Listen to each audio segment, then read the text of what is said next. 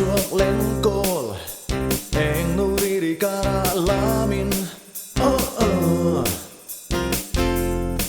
Linh tên lên lại trên nắng ngô Hello tên rồi thắp bụi lâu chuộc lên cồn hẹn nụ đi đi cara linh tên Linh tên lên lại trên nắng ngô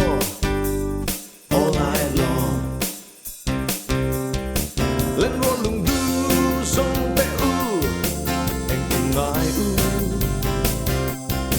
anh đang rèn đôn lo và lim lại đi trên hi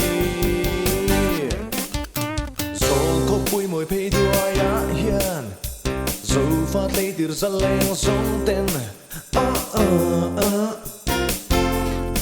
anh đang đôn lo bên lên ngang ngô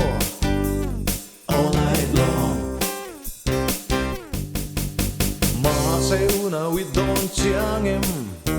Khôi công nghệ pan lại mẹ khi Chú rõ Và lại hiện để xem tu Rê đen rô Lên vô lưng tư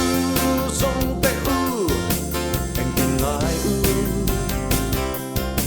anh đang rèn đôn lo và lim lại đi trên hi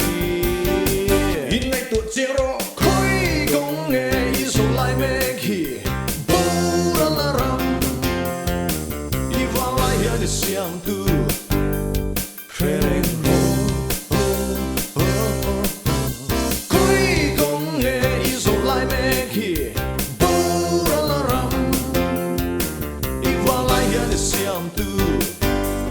rê đen rô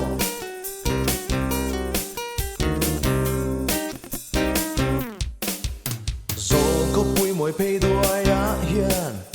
dẫu phát lấy từ ra lên sông tên